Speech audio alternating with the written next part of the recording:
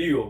नमो नारायण। आशा करते हैं आप सब आनंद में होंगे, मंगल से होंगे और अपने अपने जीवन में जहां भी होंगे कोई नूतन उन्नति जरूर प्राप्त कर रहे होंगे। आज आप सबके बीच आने का थोड़ा सा मन हुआ तो आ गए। लगा कि अपने लोग हैं तो कोई नई चीजें हैं, अपने लोगों के साथ मिल बांट करके साझा करें उसको। हमारे पास क्या ही होगा, हलवाई तो है नहीं कि आपको नई नई मिठाई खिला पाए।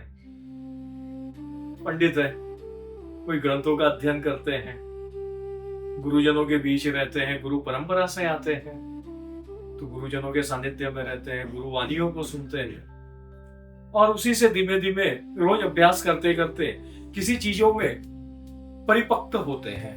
अब परिपक्व हो पाएंगे नहीं हो पाएंगे उसका निर्धारण स्वयं नहीं कर सकते। अभी तो वहां कुछ नयापन सा मिलता है तो वो लगता है कि बांटना चाहिए, इस पे कोई बात नहीं कर रहा। तो ऐसा ही एक विषय है श्री सत्यनारायण व्रत कथा।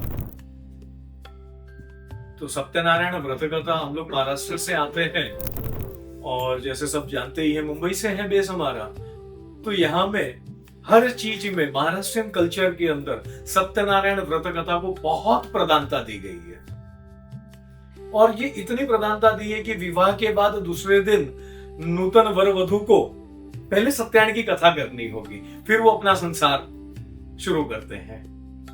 कहीं पे गणपति है तो सार्वजनिक स्थलों में भी सत्यायन की व्रत कथा होती है, घरों में भी गणेश जी आते हैं तब भी सत्यायन की कथा होती है क्या ये सत्यायन की कथा? क्यों इतना इंपॉर्टेंस है इसको? कहा इसमें बहुत बड़ा पुण्य मिलेगा? तो जो लोग 100 दिन 50 दिन कई पंडितों को बिठा करके बड़े बड़े यज्ञ करते हैं, क्या उनको पुण्य नहीं मिलेगा? अब वो इतना पैसा खर्चा कर रहे हैं उसके बाद उनको इतना पुण्य मिल रहा है। 3 घंटे की सत्यायन की कथा, 4 केले के खंबे, 1 डजन केला, 2 मुट्ठी चावल, 1 सफेद कपड़ा, 4-5 फल, 5 सुपारी, 1 पुण्यावचन का कलश, गणपति की मूर्ति, बाल गोपाल की मूर्ति लाते हैं कोई, ठीक है। इसमें इतना बड़ा पुण्य क्या है? ये कॉन्सेप्ट सत्यायन की व्रत कथा। हमें कॉन्सेप्ट ये वर्ड को प्रयोग करूंगा यहां पर। कॉन्सेप्ट सनातन है, सनातन भी एक कॉन्सेप्ट ही है और हमारा बिलीफ है, हमारा फेथ है तो हमारे लिए धर्म है, जिसका नहीं है उसके लिए ठीक है। तो ये क्या कॉन्सेप्ट है सत्यायन व्रत कथा?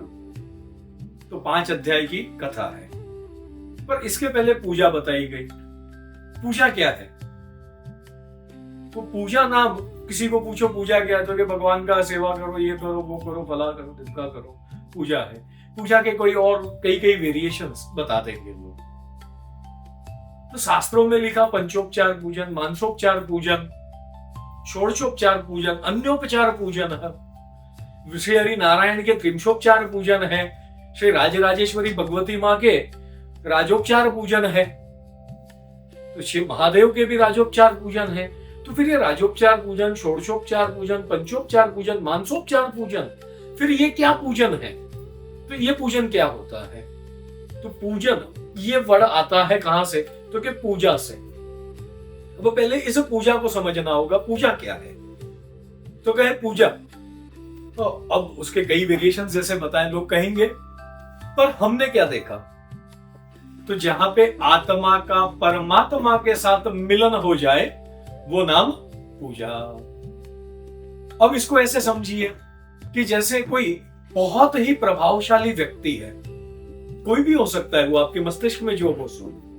अब उतने बड़े प्रभावशाली व्यक्ति को आपको अगर मिलना है तो आप कई महीनों की मेहनत करते हो। वो आप लोग एक वर्ड यूज करते हो, जैक लगाना पड़ता है, लोग कई जैक लगाते हो उस व्यक्ति को मिलने के लिए और उसके बाद मिलते कितना उनको? मुश्किल से 1 मिनट, आधा मिनट, इतना ही मिलते हो, इससे ज्यादा नहीं मिलते हो।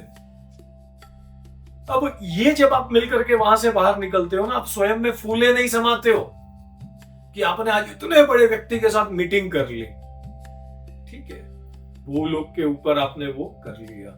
अभी तो सनातन की जो फिलॉसफी है उसके अंदर तो क्या कहा? पुनरपि जननम पुनरपि मरणम, पुनरपि जननी जठरे शयनम। तो ये वापस मरना और वापस जीना और मोक्ष, ये सनातन के इर्द गिर्द घूमता है। तो फिर इसमें किसकी बात हो रही है? क्या वो व्यक्ति की बात हो रही है? नहीं। तो फिर कौन से एलिमेंट की यहां बात हो रही है? तो यहां आत्मा की बात हो रही है। आपका नाम शायद कुछ और होगा, आपका रंग हमसे थोड़ा और अच्छा होगा, आप दिखने में हमसे और थोड़े सुंदर होंगे, ठीक है, और बेहतर होंगे आप। अभी तो आप भी मनुष्य और हम भी मनुष्य, ये एक बेस एलिमेंट आता है। उसके बाद हर जीवों में जो है वो हम में है, और वो क्या है? तो गए आत्मा। और हम किसकी पूजा करते हैं? तो के परमात्मा। माने इस आत्मा का उस परम आत्मा के साथ एक क्षण के लिए भी मुलाकात होना नाम पूजा, मीटिंग होना नाम पूजा। पंचोपचार पूजन माने 5 प्रकार से हम भगवान का पूजन करते हैं, 5 बार उनसे भेंट होगी। षोडशोपचार में 16 बार, त्रिंशोपचार में 30 बार, राजोपचार में और कई द्रव्यों के साथ होगी। ये नाम पूजा। पहले पूजा को समझते हैं। ये पूजा है, आत्मा का परमात्मा के साथ मिलन होना नाम पूजा। अब ये पूजा है, हम लोग कई अलग अलग प्रकार की विभिन्न अलग अलग देवों की अलग अलग पूजा की शैलियां हैं। अब ये सत्यनारायण व्रत कथा, अब इसको थोड़ा समझते हैं। आज हमारा विषय भी सत्यनारायण व्रत कथा, हम कथा पे फोकस है। तो सत्यनारायण व्रत कथा, इसको पहले समझना होगा ये क्या है। हम लोगों ने वो स्टोरी फॉर्मेट में पढ़ा है, 5 अध्याय की कथा है। वो गुरुजी आते हैं और वो जो भी लौकिक लैंग्वेज होगी वो लैंग्वेज के अंदर हमको कथा दे देते हैं, हम कथा ले लेते हैं। क्या वो हमको कथा दे रहे हैं और क्या हम वास्तव में कथा ले रहे हैं? फिर आप बोलोगे कंफ्यूज नहीं, कथा और कहानी इसमें फर्क है। क्या अंतर? क्योंकि कथा कहां से आई, पहले इन छोटे छोटे मूल सिद्धांतों को समझना होगा। कथा कहां से आई? तो कहे इतिहास से आई। अब इतिहास, इसका क्या अर्थ हुआ? इति और हास ये 2 शब्द हैं। इति माने ऐसा और हास माने हुआ था। अब अगर ऐसा हुआ था तो उस समय में जैसा हुआ था, जो हुआ था, जिसने किया था, वो सारा ऐसे का ऐसे लिखा हुआ है। उसके अंदर कोई भी एक अक्षर बदलने का भी परमिशन आपको या मुझे नहीं मिलता। हर काल बदलता है, अभी तो सनातन के कोई ग्रंथ नहीं बदलते। समय के अनुसार नए नए धर्म भले डेवलप हो गए, उनकी नई नई पुस्तकें भले आ गई, पर आज भी हम वही 4 वेद की बात करते हैं, वही 18 पुराणों की बात करते हैं। वो नहीं बदला, काल बदला, वो नहीं बदला। तो उसके अंदर ऐसा कुछ है जो हर बदलते काल में व्यक्ति के लिए काम का है, तो वो नाम कथा। अब कथा को कभी तोड़ मरोड़ करके मत लिया करो, वो एज इट इज लो, फिर उसके ऊपर मंथन करो, तब आपको उसके अंदर के मेटाफोर समझ में आएंगे। थोड़े बहुत जो दत्त महाराज के आशीर्वाद से जो थोड़े बहुत हमारे प्रेरणा में आए, आज वही आपके साथ हम साझा करने बैठे। कुछ नया नहीं दे रहा हूं, उन्हीं पुस्तकों के आधार पे बात कर। स्कंद पुराण के अंदर सत्यनारायण व्रत कथा का उल्लेख है और ये कलयुग के लिए ही खास बनाई गई। अब ये जब कथा करते हो आप, तो इस कथा में क्या होता है, आपको क्या कहा जाता है, इंस्ट्रक्शंस क्या फॉलो करते हो आप? तो उपाशी राहायचं, भूखा रहना होगा। फिर बैठे बैठे गुरुजी बोलते हैं नारायणचं नाव घ्या, गणपतीचं नाव घ्या, कुलदेवतचं स्मरण करा। वो क्या करा रहे हैं आपके पास? जप करा रहे हैं, उस भगवान को स्मरण कर रहे हैं, आप उसके नाम का जप कर रहे हैं। आप रोज टेबल कुर्सियों पे बैठते हो, फिर जब पूजा होती है आपको नीचे बैठना होता है, आपके पैर में चींटियां चढ़ती हैं, ऐसा लोग कहते हैं। खालीपन आ जाता है पैर में, पैर सो गया। पैर कोई सोता है क्या? सो गया कहते हो, क्यों होता है? फिर उसके बाद भी आपको कहा जाता है बैठे रहो, उठो मत। क्यों? वो नाम तप, तपस्या। अब व्रत, जप और तप, इन 3 का जब एक संयोग होता है साथ में, तब उत्पन्न होता है पुण्य।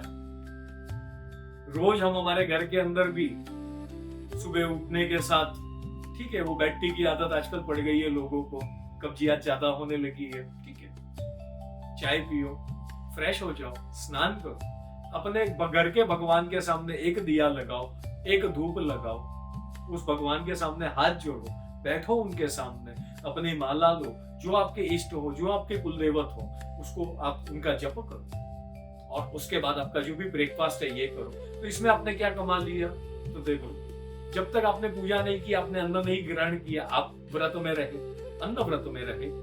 व्रत भी कई प्रकार के, अन्न व्रत आ गया आपका। फिर आप बैठे भगवान के सामने, अपने भगवान की सेवा पूजा की, भले दिया लगाया, भले धूप लगाया, अभी तो आप देव भगवान के संपर्क में तो आए और आपने भगवान का जप किया, व्रत किया।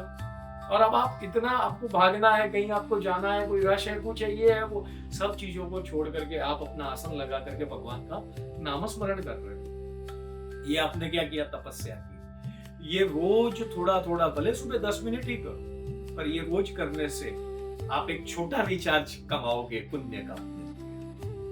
फुल टॉक टाइम के लिए तो कई चीजें करनी पड़ती है, छोटा रिचार्ज तो मिलेगा। अब ये बूंद बूंद बन करके एक दिन सागर भी तो बनेगा ना। रोज थोड़ा थोड़ा पुण्य घर में भी हम अर्जित कर सकते हैं। पुण्य अर्जित करने की कथा है सत्यनारायण व्रत कथा। अब ये किसके लिए बनी, क्यों लिखा नारायण ने, अब उस पे आते हैं। अब कथा हमारी स्पष्ट हो गई कि हम इसमें कोई बदलाव नहीं कर सकते, ना कोई कैरेक्टर्स के नाम बदल सकते, ना उनका स्वरूप। ठीक है, वो नाम कथा। अब हम आते हैं सत्यनारायण व्रत कथा। अब इसका जो टाइटल है सत्यनारायण व्रत कथा, अब इसका अर्थ क्या? क्योंकि इसमें भी दो शब्दों का संधि है पुनः। सत्य और नारायण ये दो अलग हैं। जैसे बद्री पहाड़ के ऊपर, अब कोई बद्री बोर का भी नाम देता है, कोई वृक्ष का नाम देता है, कोई पहाड़ का नाम देता है, पर वहां नारायण है, इसलिए वो बद्री नारायण है। लक्ष्मी के साथ नारायण लक्ष्मी नारायण है, सीता के साथ राम है, कृष्ण के साथ राधा है, दो की संधि है। तो यहां पे भी सत्य नारायण माने सत्य और नारायण। तो सत्य किसका? सत्य आपका। अपना सत्य हमें स्वयं पहले स्वीकारना होगा। आज हम अपने ही सत्य से मुंह फेरे घूम रहे हैं। कहां नारायण मिलेगा हमको? नहीं मिलेगा नारायण। वो 4 किले के खाम बांधने से, 1.25 किलो सीरा बनाने से सत्यनारायण का फल नहीं मिलेगा। सत्य को पहले स्वीकारना होगा, उस सत्य के साथ जीना होगा। तो जहां सत्य है वही नारायण है। ये नाम सत्यनारायण। अब व्रत का अर्थ होता है कि सत्य को बोलने का या सत्य को धारण करने का जो व्रत है वो मैं लेता हूं, ये नाम व्रत। तो है सत्यनारायण व्रत। अब इसकी कथा है। अब इसको थोड़ा सा मेटाफोर में समझ लो। सत्यनारायण व्रत कथा के अध्याय कितने हैं? तो गए 5। कथा तो सबने सुनी होगी, कहानियां और भी जगह से मिल जाएंगी। अब हम आज मेटाफोर पे बात करेंगे। सत्यनारायण व्रत कथा 5 अध्याय, 5 ही कर्म इंद्रियां हैं और 5 ही ज्ञानेंद्रियां हैं। और ये सब सत्य में रत रहे, ये सत्यनारायण व्रत कथा। माने मेरी कोई इंद्री गड़बड़ न करे। अगर मेरी इंद्री ने कोई गड़बड़ की है तो उसका दोष मैं किसी और पे ना मर सकूं, उसका दोष मुझे स्वीकारना होगा। ये मेरा सत्य है, मेरी इंद्री है, ये सत्य। मुझ में लोभ आया है तो वो मुझे स्वीकारना होगा। अब मैं स्वीकारूं तब बदलो ना। तो स्वीकारने से कैसे बदलता है पूछेंगे लोग, उनके लिए जवाब। आप कहीं बाहर जाते हो, बीमार पड़ते हो और उस समय में आप वहां के बड़े से बड़े डॉक्टर की दवाई खाते हो, आप ठीक नहीं होते। फिर आप अपने शहर में आते हो, अपने फैमिली डॉक्टर के पास जाते हो और उसको खाली देख करके आप 50% वैसे ही ठीक हो जाते। उनकी दवाई का डोज आप लेकर के घर में आते हो, वो 3 दिन का डोज देते हैं, आप 1 डोज 2 डोज खाते हो, आप 100% ठीक हो जाते। ये क्या था? ये आपकी मान्यता थी, ये आपकी साइकोलॉजी है कि मैं उसी डॉक्टर की दवा से मैं ठीक होता हूं।